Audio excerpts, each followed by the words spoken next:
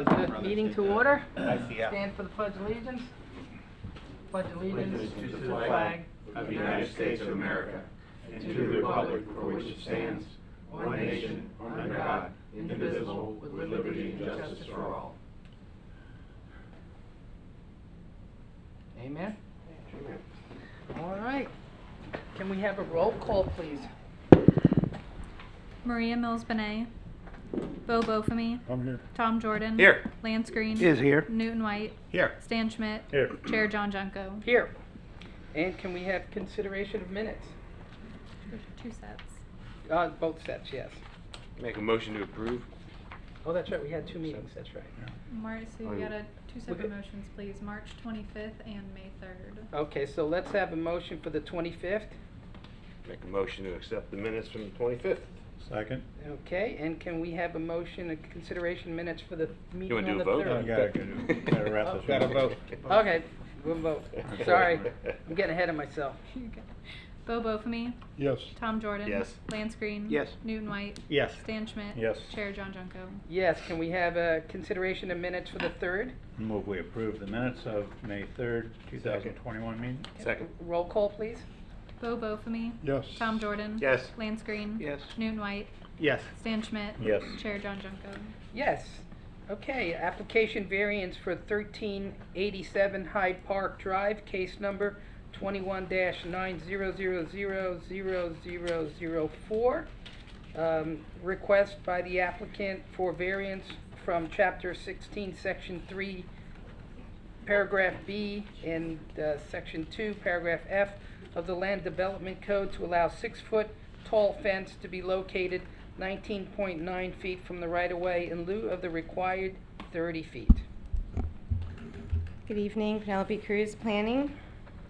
Subject property is in the Windsor Hill subdivision, 1387 Hyde Park. It's on the southeast corner of Hyde Park and North Wembley Circle.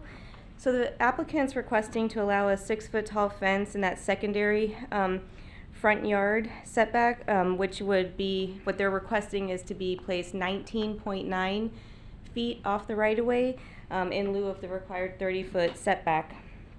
As we all know, the secondary fronts on corner lots have specific fence requirements throughout, and they apply throughout the city. And the intent of those is to provide adequate sight lines and minimize any impacts to adjoining properties, as well as providing room for maintenance and repairs. So the subject property, like we said, is a corner lot. That's not a unique condition in the city of Port Orange. The lot size is also exceeding what would be required for a corner lot, which are required to be designed 15% larger than standard lot sizes. So the property itself, there's no unique conditions as far as the variance criteria is concerned.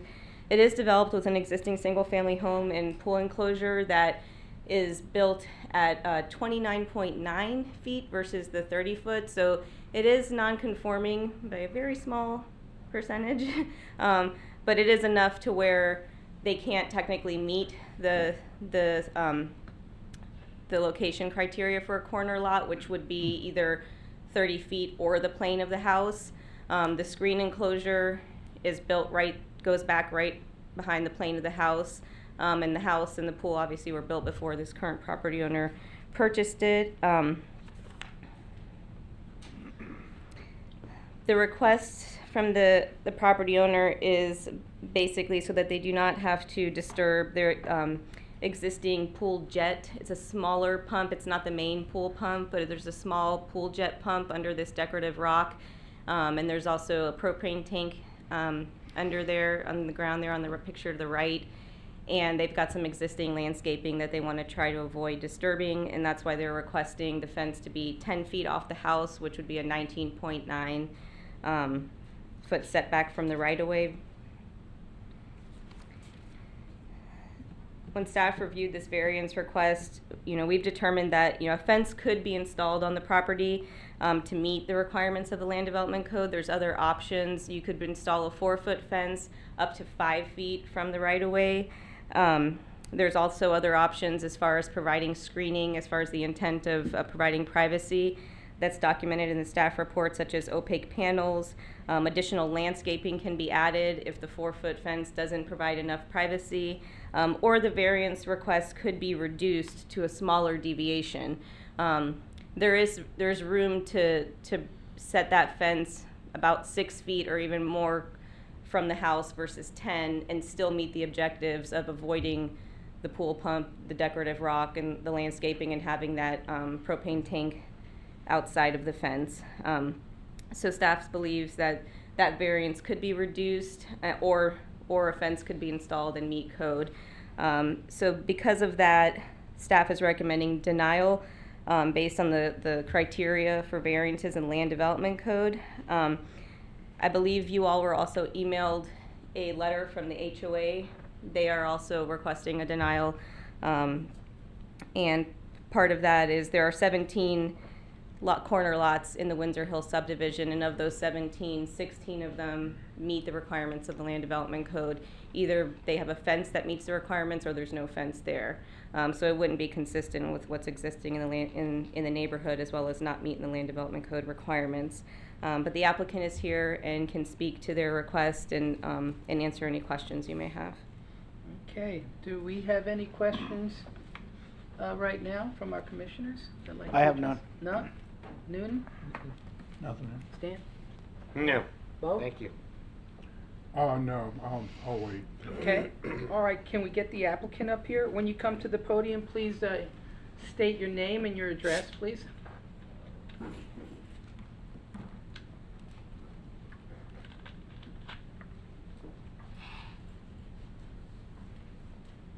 Hello, I'm Sharon Petty, and I live at 1387 Hyde Park Drive. Did you want to add to this? Is there anything that you want to bring to our attention? Out of those 16 corner lots that are containing fences Mhm. now, some of them are 5 and 6 feet tall, Okay, and they are off their house, and they're certainly not 30 feet off the road, so, no, it would be, I think some of those might have been variances, right? Not one of them? Were they prior to the new regulations? If the planning commission likes, I can address that. please. Thank you. We looked up all of them. They are either meeting the 30-foot setback, or they are 4 foot tall, or there's no fence there. There's one fence that is 6 foot tall in the secondary front setback, and that one, I'm sorry, ma'am, I'm trying to answer the question. I'm sorry, not really. Sorry, and so that one we're aware of.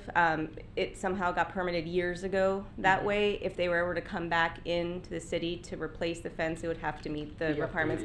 We did find one other one where there was a fence permitted per the land development code requirements. They added a little addition that doesn't meet, and code enforcement contacted them, and they were going to be taking that off by mid next week. Okay. So. All right. Didn't disturb anything up there. I'm asking for my pool and enclosure to for the fences around it to be grandfathered into your 2004 rules. Being that the pool was built then, there's a step up from the spa, it's 7 inches off the patio area, and if you stand there, you feel like you're viewing the entire neighborhood. You're in complete view of the road. There's 2-story homes there. You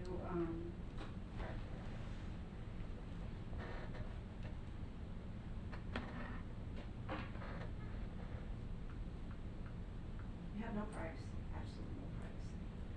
But I think the difference between the code back then and the code now is solely revised to include protection of traffic visibility at intersections. This is in between the houses. The front of my house is an intersection, and the back of my budding neighbor is an intersection. The fence would be in the middle and slightly around the corner, not near the intersection. So I'm thinking that's maybe can be grandfathered back to the time when the pool was built, so that we can get privacy.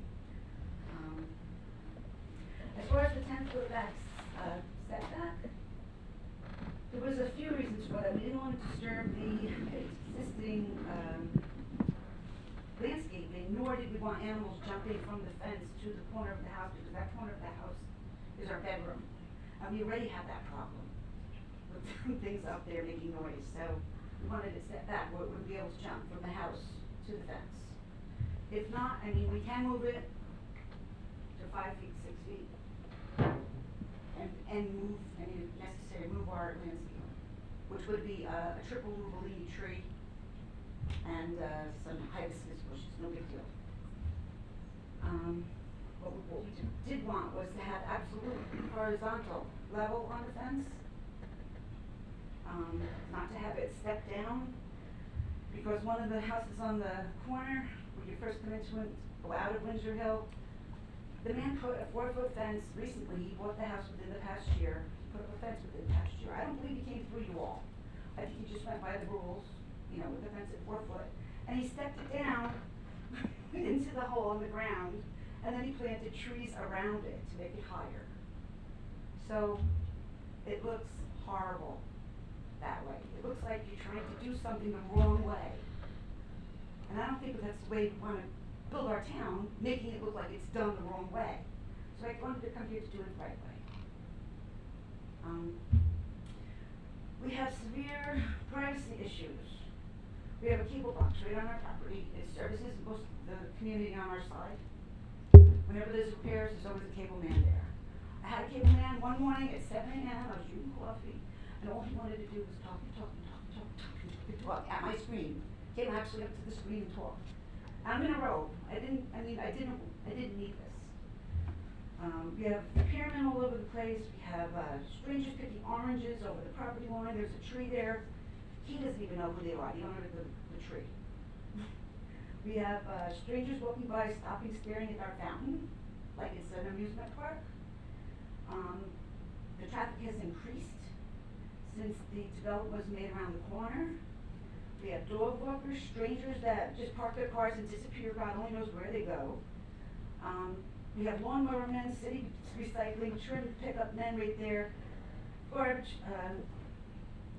My one neighbor likes to keep his garage door open, and he has, not that I even care, because God bless him for having fun, but he has a lot of people in his garage, and I just didn't want the exposure to me of his garage. I might even be one of those persons, but. Children walking home from school. We thought the intrusions were just too impossible to ignore, and we want privacy. At one point, I found out, right after I bought the house, that this man lives around the corner from me. He's an accused repetitive sex offender, and he still lives in Vintage, which we are subdivision of. Say Regis Way. For this man to go to the Publix to get food, he would have to come right past me. Do you think the 6-foot fence will keep him out? Well, out of sight, out of mind. I've watched a lot of ID investigations and safety programs. A lot of times it's just who happens to be there in sight at the time that the crime is committed to. So I think it'll help, yes. Yes, as well as children passing by. I mean, there's a screen, there's a lock on the door, but they can always cut the screen. Excuse me, I'm not public speaking, I'm so sorry. We thought the fence would admirably enhance our neighborhood and by visually replacing the existing multimedia, half unappealing filled attempts at privacy being half drapery on one side.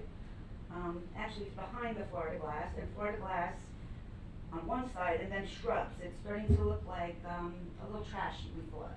But a nice clean line fence would highly improve the area.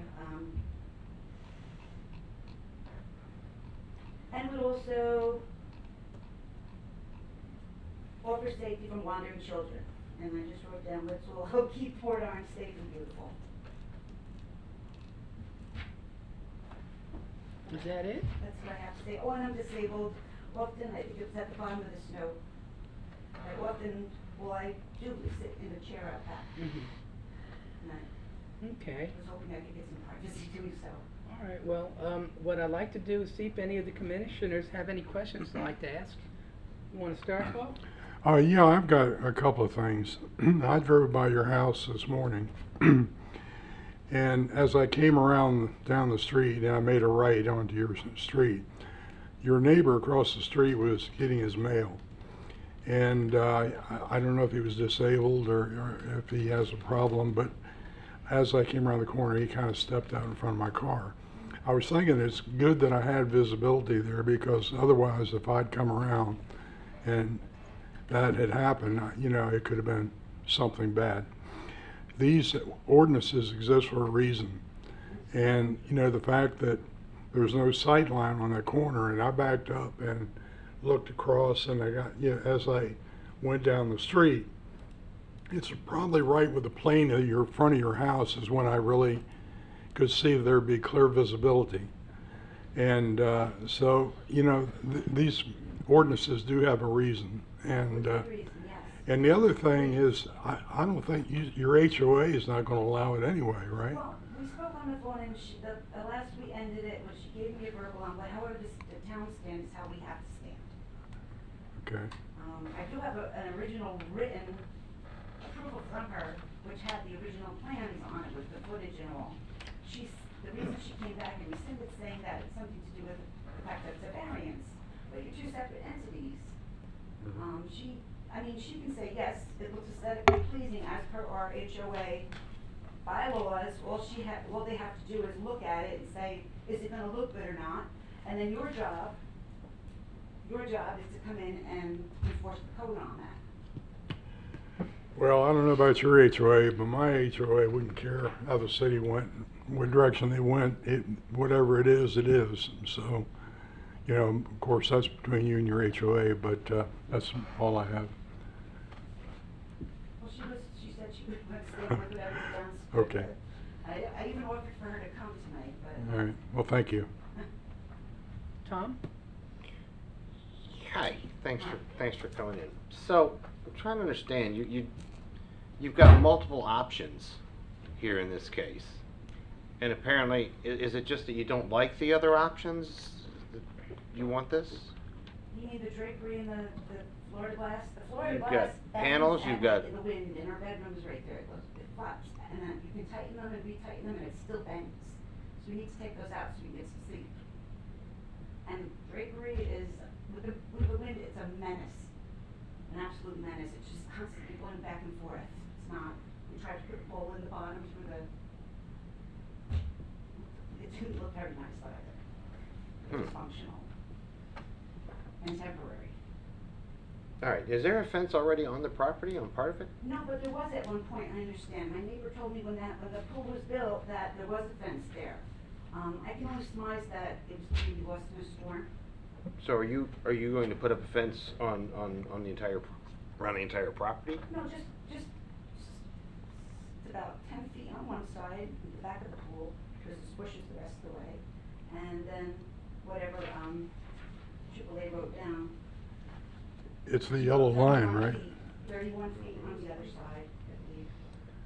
So, No closings, just open, like this, an L, to block the pool enclosure. That's, so that only deals with privacy, it has nothing to do with safety. People could still, well, if they Coming know- around the yes, of screen. course, yes, yes. okay. But I think a large portion of it is gonna be vision and sight when it comes to font. Okay. I had nothing else. Okay. Thank you. Dan?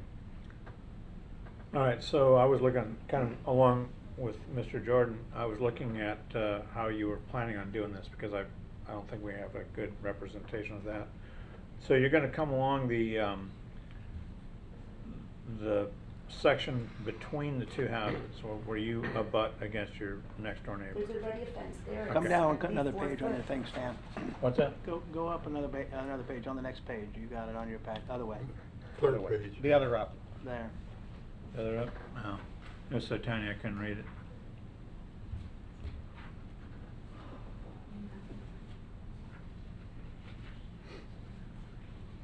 Right, that's what I was trying to figure out. That's it. Oh, the highlight. Yeah, there wouldn't be a closure on each side. It's on page 3, there's a graphic and Yeah. text that shows. Mhm.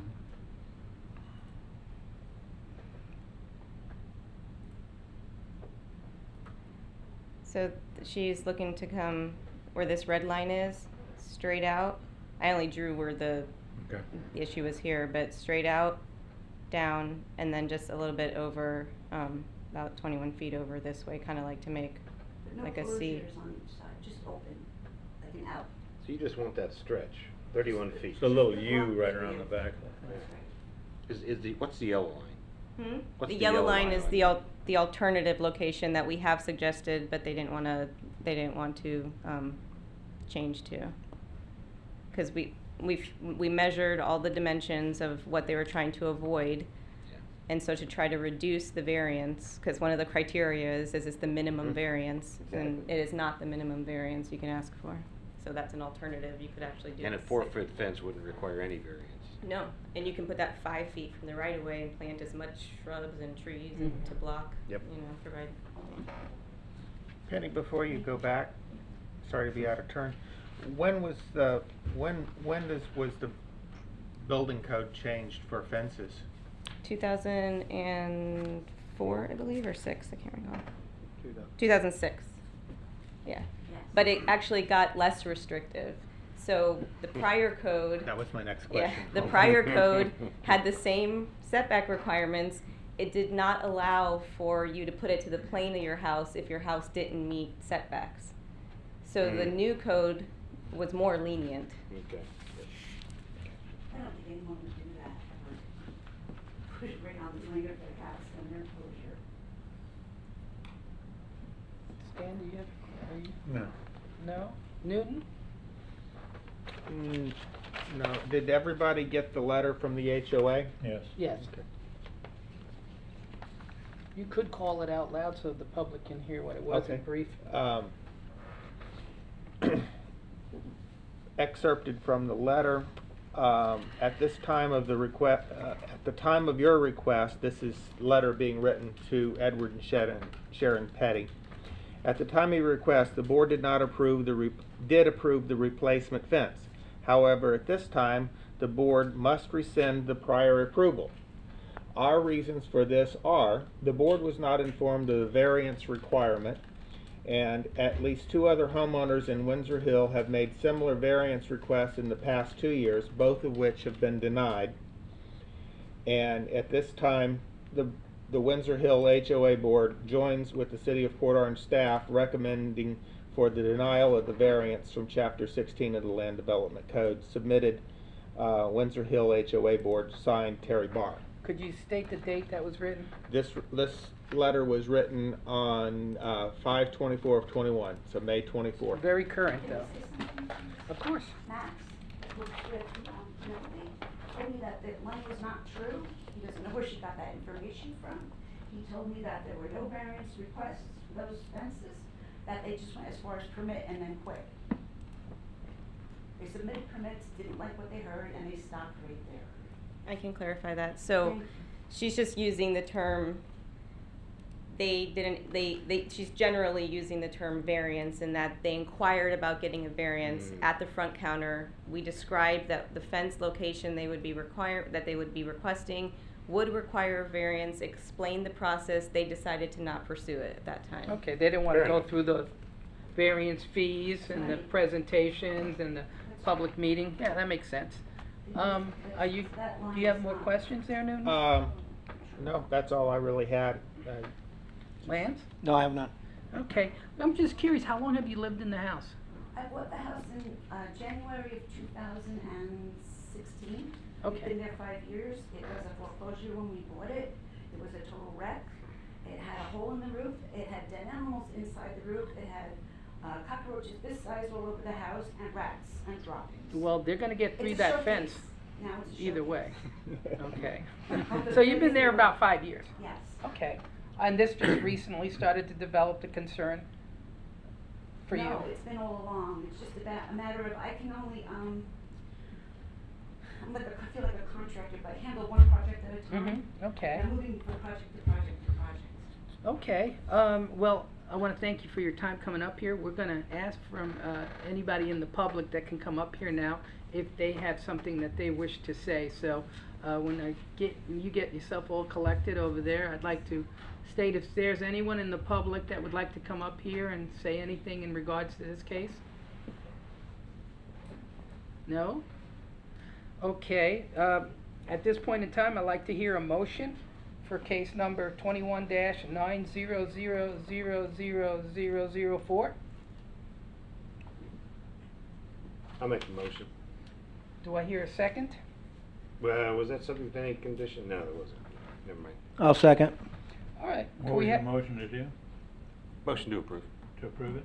Yeah, so we have a motion and we have a second. Can I hear a roll call? Bo What do you wanna for me. make? Do you want to have any Discussion first. discussion? Oh, okay, yeah.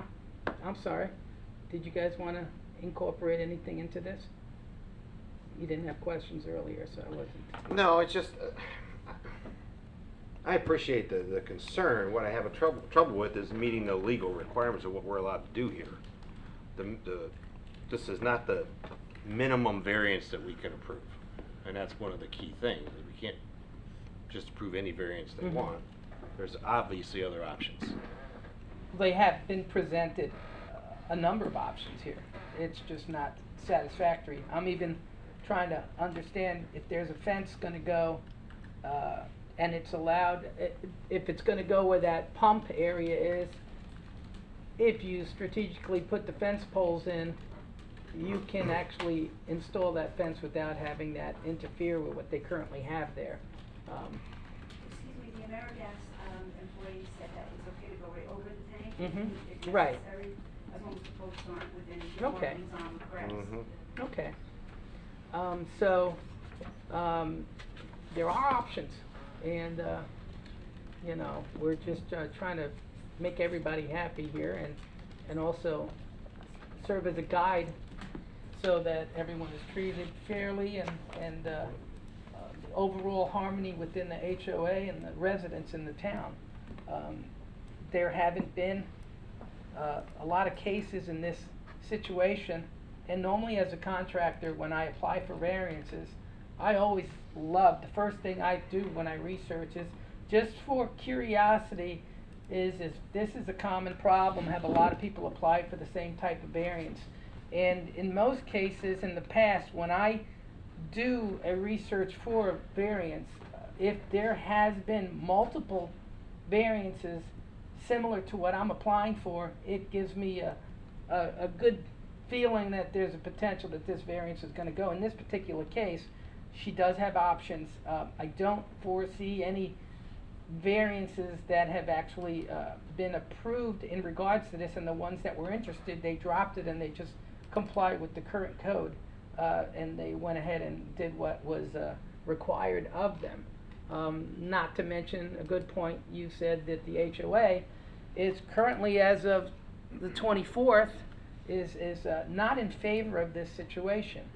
I spoke to her on the 25th in the evening. Yeah, and we only have documentation, we can't go by hearsay. So we have this presented to us officially through our email package. So this is the only way we can go by this. So, Bo, do you have anything you want to add to this? No, thank you. I'm sorry, Tom, did Nope. you finish? No? No, I'm good. Stan? No, you're fine. Newton? No, I'm good. Lance, no? Okay, I'd like to hear if we have a motion. Mhm. We have a Is there- motion We and a do have a second. motion and a second. Yep. All right, can we have the roll call? Bo for me. No, Tom Jordan. No. Lance Green. No. Newton White. No. Stan Schmidt. No. Chair John Junko. No. Next is application for rezoning. Hold on. At the letter of the appeal process. Oh, Um, okay.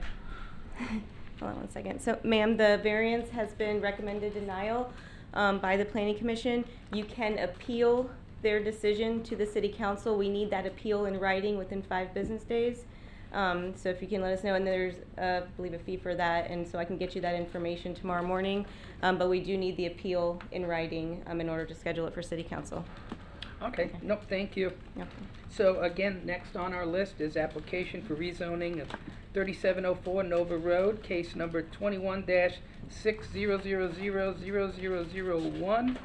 Applicant McCarthy family, request by the applicant to rezone a 5.55 acre from planned unit development PUD to highway commercial HC. And, hi. Gwen Perney, planner. This application for rezoning is basically reverting a property back to a standard zoning district that it had been zoned before. Currently, the property is zoned PUD without an MDA. So in order to develop the property, a new MDA has to be adopted or the property rezoned to a conventional zoning category. And the applicant has requested to rezone to, the HC zoning district, which is consistent and compatible with the existing zoning along Nova Road. And again, it would be for a commercial future development. The future land use in that area is all commercial. So staff is recommending approval of the rezoning from PUD to HC. And the applicant is here for questions and I'm Okay. available. Let's start with you, Lance. No, I have nothing. It's, I'm glad to see something going on there, and I've spent many days on the pavement of that old site back in the day when it was Russell's Gulf, but I'm good. Newton. No, I'm good. I'm fine. Tom? The parcel to the west is, this is the campground, right? Yes, Back that up would be on- the Nova okay. campground. Thank you. Bo? I'm good. No? It's pretty straightforward. Yeah, I mean, it seems like it's gonna be going in a hopefully positive direction for potential development, so I don't see, any flags or anything. Seems good. At this point in time, I guess, do we have anybody in the public that would like to, How about the applicant? oh, I'm sorry, yeah, I'm jumping around a lot today. Do we have the applicant? Probably doesn't want to talk you out of it.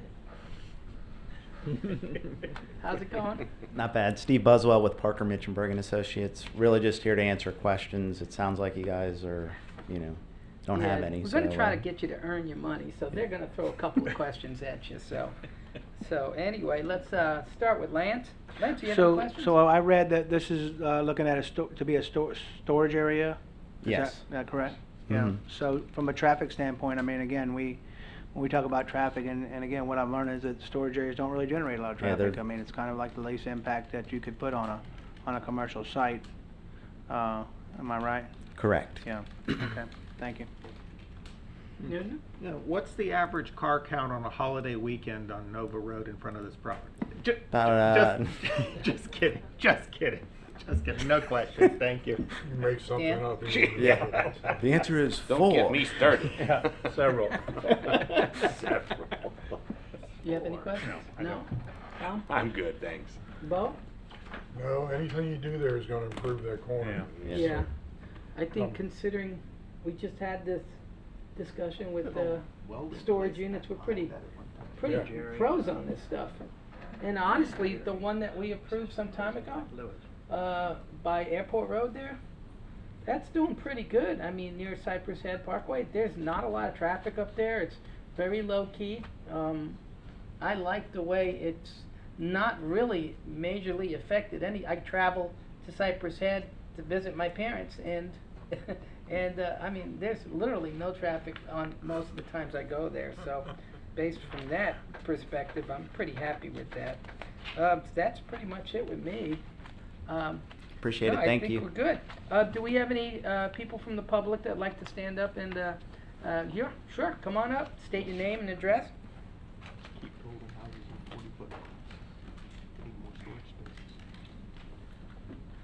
Robert Reinhagen, 1425 Dexter Drive North.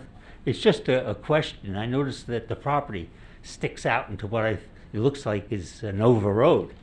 And I'm just curious if there's any intention to try to widen Nova there. Thank you. I know we probably don't have any kind of specifications from engineering at this point in time. That probably something that they'll be submitting with the permit. It's a state highway. Yeah, oh, State it's road. not Yeah, it's even a state highway. monitored by us, the DOT's doing that, okay. All right, anybody else like to come on up? No? Does our commissioners have any other questions? Are we good? Move to approve Yes. case number 21-600000001.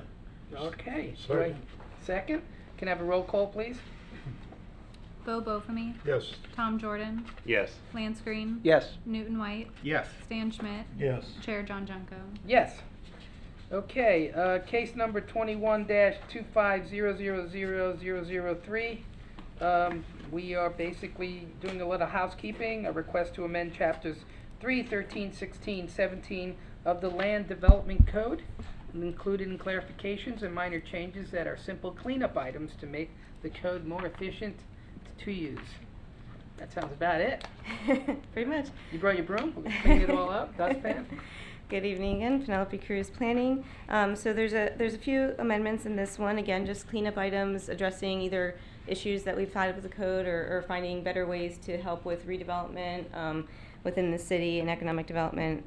The first one is an exemption to required development orders. So right now, if you want to expand your building beyond a certain square footage, you have to go through an entire site plan process. The proposed amendment is a kind of expanding that and allowing up to a 500 square foot expansion of an existing building to be able to be reviewed through a building permit, not a site plan, if the overall site has all the other requirements. There's enough parking, landscaping, everything else on the site is functioning, and the addition wouldn't create additional site improvements that are needed. It doesn't change the criteria of what we would review. We would still be reviewing the same things through the building permit. It just takes away that additional expense, especially for mom and pop businesses, of having to $4,000 application fee for a site plan, having to hire an engineer to design the plans and all that. So it doesn't change the requirements of what we're reviewing. It doesn't change the requirements of what's required on site. It just takes away that additional process for the smaller additions that people have been requesting, especially in the redevelopment area, and especially as we get towards build out and we start having a lot more projects that are redevelopment focused versus greenfield development.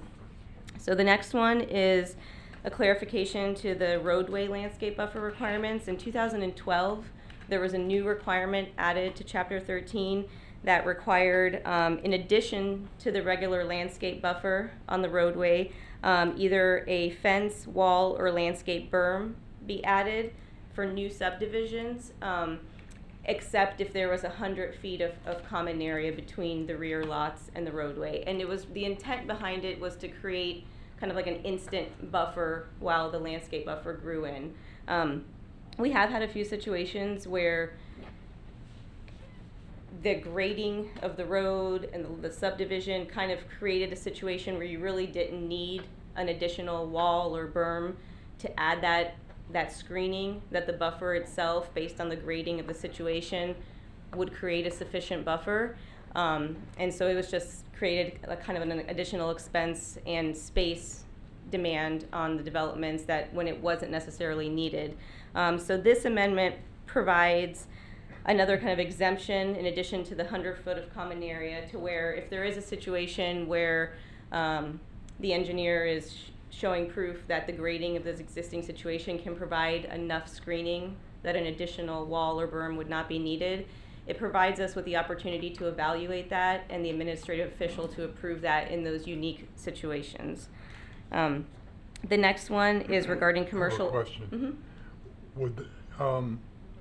Would that affect Woodhaven if that had been in effect before that long vinyl fence went in along 95? No, this isn't necessarily about those roads. This is about city. It's not 95. It's for city arterial and commercial roads within the city. Yeah. So no, that was just something they So chose that to wouldn't do. have been Yeah, applicable. no. Okay, thank you. No. Same question. Yeah. Yeah. They're aware of the requirement, and so they typically have been trying to plan for 100 feet of common area so that they don't have to meet that additional requirement. The next one is regarding commercial outdoor storage requirements. Again, the amendment provides that flexibility to, as far as the review process. It doesn't change any of the requirements for where and how commercial outdoor storage is allowed. Right now, the Land Development Code allows it on commercial properties if it's a permitted use. It requires that it be shown on an approved site plan. So especially some of the older parts of town that were annexed into the city, there are no site plans. They were developed a long time ago in the county. There's no record of those.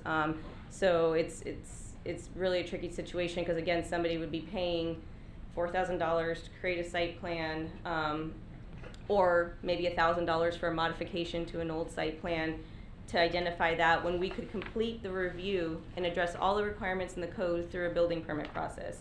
So the amendment doesn't change what we look at when we evaluate commercial outdoor storage as far as location, screening. It just changes that we can evaluate it on an approved building permit plan versus an engineered site plan. So again, it just adds that level of flexibility as we're looking at more redevelopment in the community and trying to provide the same thorough review, but with a more efficient and cost-effective process. Question. Mhm.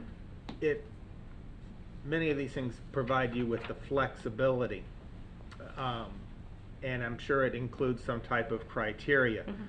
Is it written in such a way that if it really doesn't fit, that you don't have to grant it? Or is it written in such a way that you must grant it? Does that Yeah, make it's sense? the criteria doesn't change to what we review now.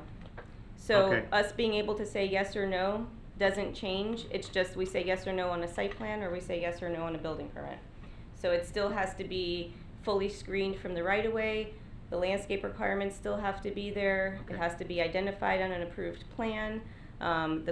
Things like So that. you would still say, well, unless you put that berm up or that fence up, it's not gonna be screened, this is no good. So Correct. you still have that Correct. rigidity Yes.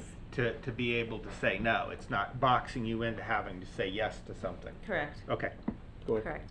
Thank you. The next item is regarding dimensional requirements for the government public use zoning district. Right now, the GPU zoning district does not have a set of dimensional requirements like setbacks, maximum building heights, things like that in that table that all the other zoning categories have. So historically, the way staff has addressed that is based on the use that is being proposed in the GPU zoning district. We would compare the most comparable zoning district for that use and apply those standards.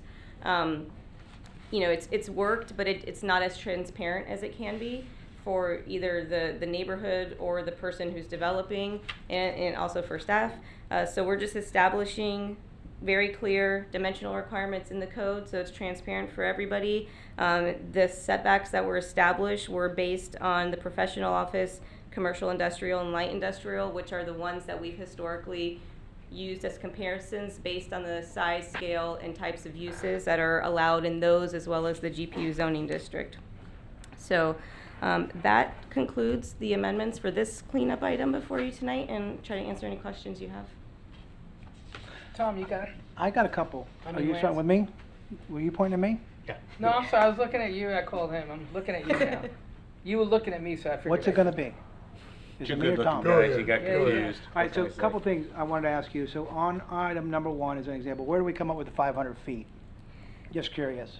That's typically the range that we're comfortable with before we start getting into additional square footage of impervious. It's also the standard that's used for like impact fee vesting, where like those additions don't require to pay additional impact fees. It's a standard that's used at 500 square foot throughout the code for a variety of items, so we just stuck with a consistent square footage for This that. wouldn't apply to something that would be a non-conforming lot or, Oh, no, or those- not like, exceeding a setback or No, nothing so like that, correct? No, so the code has non-conforming provisions where if you have a non-conforming use or structure, you can't expand it. Okay. 0. Okay. So, and then on Amendment 2 is, do you have a height in mind? And something that brings me back was like the backside of Countryside, where the guy had a berm, and then we made him put a fence on it, and then we made him put landscape on it. And so is there a height that we're saying? Is it gonna be, if we've got a 4-foot grade change, then you don't need a wall, or you don't need the fence, or do we have a I number? think it's gonna be a case-by-case basis, and we're gonna have to evaluate. Typically, a lot of times people provide views. With visibility, right? Visibility views, so we can make that evaluation based on the type of buffer that they've planted as well. Obviously a landscape buffer would be better than a wall, Well, or so a fence. So the code already requires the landscape buffer. That doesn't Right. change. In 2012, the addition was to add in addition to your buffer. So say you have a 20-foot buffer required. In addition to that, new subdivisions also have to put a wall or a berm in addition to the 20-foot buffer. And Right. so all this is saying is that it just gives that option for us to evaluate if there is a grade issue where the 20-foot buffer or whatever size the buffer is, Mhm. plus the grading issue creates a sufficient screen, then that wouldn't be required. Okay, yeah, that's all I got. Newton? I'm good with this. Stan? Yeah, I think I'm good listening to the questions that Tom? Shireen. Yeah, Penny, getting back to what Lance was raising there with the, especially in the redevelopment area, there's so many lots that are not conforming now. Mhm. This really doesn't help them at all, not in the redevelopment area, does it? So maybe not a lot of properties that are in, like, a lot of the non-conforming ones on Ridgewood. Mhm. But for example, we had a doctor's office recently that wanted to do an addition. And there was nothing non-conforming about the property. Yeah. But it would, because we didn't have this provision here, it would require a site plan modification to do it. And it didn't impact anything else. They already had excess parking, so the addition didn't create the need for additional parking. It didn't create the need for additional stormwater or anything like Right. that. So it's in those situations where your site is designed with enough parking to handle the addition. It doesn't trip any thresholds. You know, the threshold really for additional stormwater is 4,000 square feet, so it's not gonna create any issues for that. Doesn't require any additional, any other kind of site improvements that would trigger like complicated utilities or anything like that. Was the So- addition going on already an impervious area, or was it going on a green space, or going on a piece of asphalt, or where would the addition be in relationship to that building? So for this one, it's saying that it could go on both. So it But could, you're saying like the one you were just describing? that one, it was green space. Okay. And it could with this too, because you wouldn't, the threshold for additional stormwater is 4,000 square feet. Okay, right. So you Okay. didn't trigger Yeah. those. So you wouldn't trigger Okay. that. We just didn't have this clear exemption. So it's Okay. like a clarification in the code. There was nothing else in the code really, except for the site plan rules, that was I get it. preventing this from happening. I think that's a great idea. Something else I was gonna ask you about that one.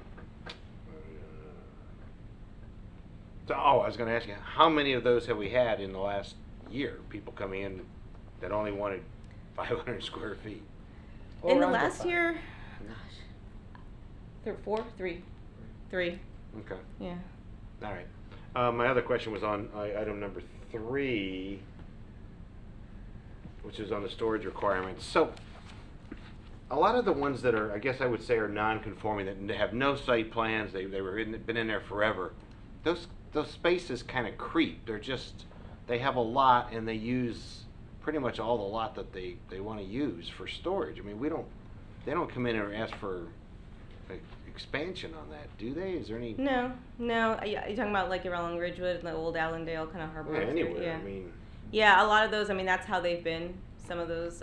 So unless they go vacant, we can't really require them to, they're vested that way until, they change a use or they go vacant for 6 months or more.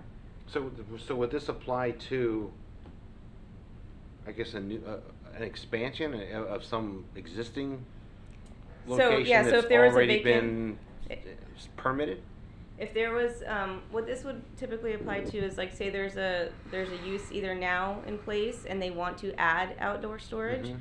or there's a vacant building that's a new tenant is going in and the use wants to have outdoor storage, rather than making them go through the site plan process when they're not doing anything else on the site that Okay. requires, so they're not changing the building footprint, they're not needing additional parking or infrastructure. The only change they want to make is add outdoor storage. We would right now require them Right. to pay $4,000 and go through Yeah. a site plan process when they're not changing anything else on the site except for wanting to do outdoor storage. We can review screening and showing us where you want to do it on a building permit. Is there a limit on size when they do that? Not necessarily, it just depends, they can't make their site go out of compliance with other things. So the main requirements are being fully screened and, making sure, again, you don't bring the rest of the site out of They're compliance. within the setbacks and. Yeah, all and that, it just yeah, depends right. what kind of storage and, you don't want to trigger the need for additional parking or anything like that, because there is a parking requirement for storage at 1 per 4,000 square feet, so. Cool, thank you. Well, I guess the only question I have at this point is, who woke up in the middle of the night and thought, you know, we need to change those amendments? Was that you, or? I wake up in the middle of the night and think about a lot of things here. That's my only Yeah, question. these are just, I mean, if you guys could see our list of to-do code Honey-do amendments, list. I could give you what's coming for the next few years. We've got a long running list of things we need to clean up in the code, and we Well, just if try you're to keep chipping away as we go when we find some If you're up free in the time. middle of the night, go ahead. If you're up in the middle of the night, why don't you work on it? She is. Don't give too many ideas. That's all I have. Okay. You good? So pretty much in the nutshell regarding Amendment 1, if you fall under this scenario that you're gonna do a 500-foot, I can literally take an existing survey, superimpose the 500-foot footprint on there, show that it's not altering any retention pond or parking lot, and say, include that in the permit, and just say, and this is a survey, and this is where we're doing it to scale, Mhm. and show the setbacks, and you're good to go without engineering. Yeah. Yeah, so I you're, like I mean, that. it's with your, Engineers don't like that, but I yeah, like it's that. with your building permit, so you're Yeah, gonna submit your okay. building permit, you're gonna show where it's at, like you said on the survey, we're gonna review it, It's you almost know, like just a house edition. Yeah. Yeah. It is, really. and we have that, we have this exemption for house additions. Yep. It was not clearly noted for commercial. So you can cut that savings out of your bill to your Oh, invoice to listen, your. Add they it to the make up for plywood it with the bill. lumber price, trust Yeah. me. Poor guys. Awesome, thank you very much. Do we have anyone in the public that would like to come up here and say anything in regards to these amendments? No? Okay. Do we vote on these amendments individually, or it's a lump deal, package deal? All right, let me get my glasses on here. I'd like to see if we can get a motion for case number 21-25000003. Move to approve. Second? Second. Okay, I'd like a roll call, please. Bo Bofamy, Vote. Oh, yes.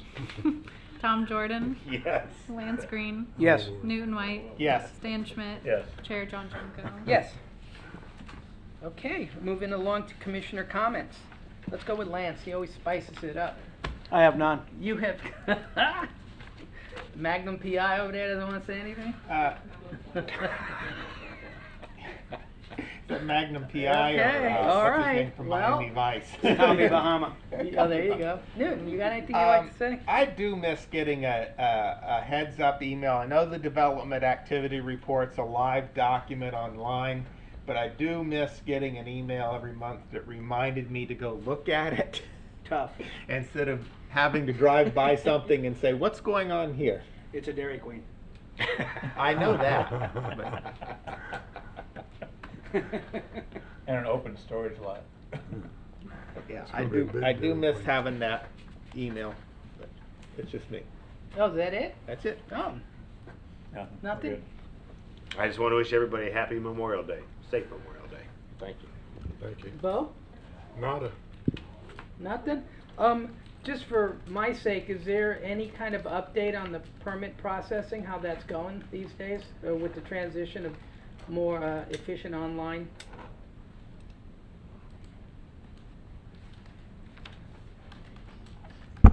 Tim Berman, Community Development. I had to get you up once today. Yeah, I mean, we are still in the process. It's a lengthy process there. Mhm. We're basically working with the company to essentially build our system. Okay. And we are in the initial stages of reviewing all the setup of the different processes there. And there are quite a few that we've got to go through then. So we're troubleshooting them now. And that will be something that we'll be working on during the summer.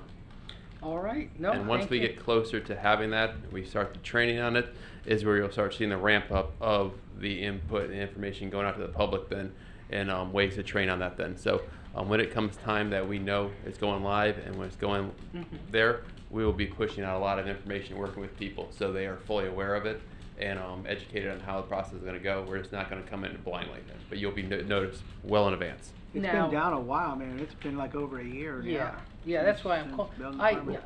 when I call in Port Orange inspections, you guys are awesome. You come out the next day, you leave them in the message, it gets interpreted correctly, they come in promptly, and then you check the following day or online to see the status.